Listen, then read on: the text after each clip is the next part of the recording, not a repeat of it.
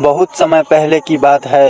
एक गांव में हरी नाम का एक लालची बेईमान जमींदार रहता था। वह अपनी ज़मीन किसानों को ठेके पे देता था और उन गरीब किसानों से ज़्यादा कर्ज वसूलता था। जमींदार हरीलाल बहुत ज़्यादा लालची था।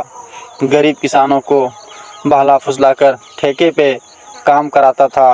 बाद में भी किसानों से शर्त रखते थे। इन गरीब किसानों को भी क्या ज़िंदगी है।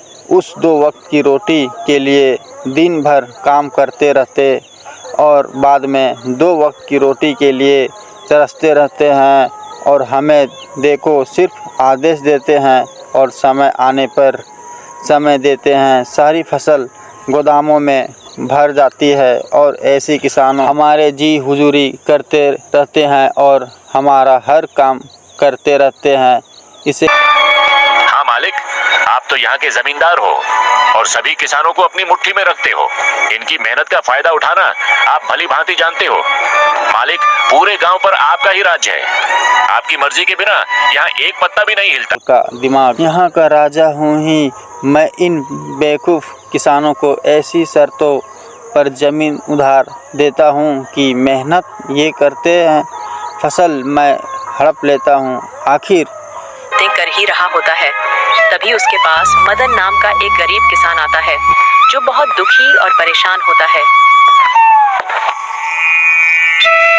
मालिक, मैंने सुना है गरीब किसानों को ठेके पर देते हैं। हाँ भाई, तूने ठीक तो सुना है। मैं अपनी जमीन ठेके पर देता हूँ। मालिक, तो आप मुझे भी जमीन ठेके पर दे दीजिए। मैं भी आपकी जमीन पर 1 साल के लिए ठेके पर काम करना चाहता हूँ। मेरा नाम मदन है और मैं पास के ही गांव सीतापुर में रहता हूँ। हाँ ठीक है मदन। ठीक है मदन, मैंने तुम्हें ठेके पर जमीन दे दूंगा, पर उसके लिए मेरे कुछ ठीक है मालिक, बताइए आपकी क्या शर्त है? शर्तें भी है। शर्तें ये है, तूने मेरे जमीन पर काम करना होगा और 1 साल के बाद उस जमीन पर जो भी फसल होगा उसका आधा हिस्सा तुम। मालिक, मुझे आपकी शर्त मंजूर है। जमींदार से जमीन की कागजी कार्रवाई करने के बाद मदन वहां से अपने घर चला जाता है और अगले दिन खेती करने के लिए उस खेत में पहुंच जाता है। चलो, जमींदार साहब से जमीन तो मिल गई है, अब इसमें खेती करना शुरू कर देता हूँ। उम्मीद है इस साल अच्छी फसल होगी। मुझे इस जमीन पर बहुत मेहनत करनी होगी, तभी मेरे लिए कुछ बच पाएगा। मदन उस खेत पर दिन रात कड़ी मेहनत करता है और फसल हमारा होगा और आधा हिस्सा मेरा होगा। मदन उस खेत पर कुछ महीनों बाद गेहूं की फसल उगकर तैयार हो जाती है। बहुत मेहनत करता है और फसल उगाता है। कुछ महीनों बाद गेहूं हो जाती है। मदन गेहूं की फसल कटाई शुरू कर देती है। अरे ये तो सच बहुत अच्छी फसल हुई है। अगर आधी फसल जमींदार साहब भी ले जाएंगे तो मेरे पास कुछ तो बच ही जाएगा। मदन के उगाए हुए फसलों की खबर जमींदार हरीलाल के कानों तक पहुंचती है।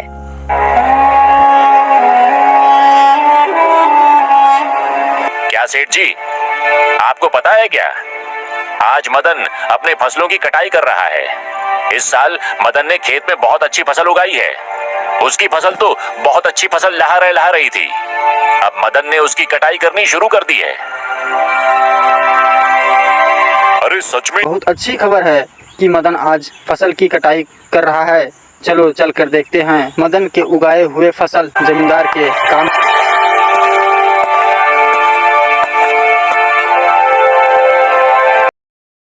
तक पहुंचती है। अरे मदन, फसल तो तैयार हो गई है। अरे इस बार तो फसल अच्छी लग रही। हाँ मालिक, इस बार मैंने गेहूं की फसल लगाई है। इतनी अच्छी फसल उगाने के लिए इस बार मैंने इस खेत में अपना जी जान खून पसीना सब लगा दिया है। मैंने दिन रात इस खेत में बहुत मेहनत की है, तब जाकर इतनी अच्छी फसल हुई है। अब तो मैंने कटाई भी शुरू कर दी है। अरे भाई है। अरे भाई, तुम्हारी मेहनत से कुछ भी हुआ है। ये तो मेरा जमीन का कमाल है जो इतनी अच्छी फसल उगाई है। और ये मालिक, खेत भले ही उपजाऊ हो मगर उसमें मेहनत नहीं होगी तो फसल कैसी होगी। मैंने बहुत मेहनत की है इस खेत में। मेहनत हो या ना हो, फसल होनी ही थी। ज्यादा बोल मत मदन, मेहनत तो मजदूर ही करते हैं। असली काम का हकदर्द वही होता है जिनकी जमीन है। शर्त के मुताबिक अब जल्दी से मेरे हिस्से आधी फसल निकाल जल्दी जाना चाहिए। सारी अच्छी गेहूं की फसल लेकर चला जाता है और खराब फसल मदन के पास छोड़ देता है, जिसे देखकर मदन मायूस हो जाता है। हे भगवान, इतनी कड़ी मेहनत करने के बाद बस इतनी सी फसल मेरे हाथ आई है। हम गरीबों को लोग ऐसे ही लूटते हैं। इतनी कड़ी मेहनत करने के बाद भी हमारे हाथ में कुछ नहीं आता है। हे भगवान, कब मेरी अपनी जमीन होगी?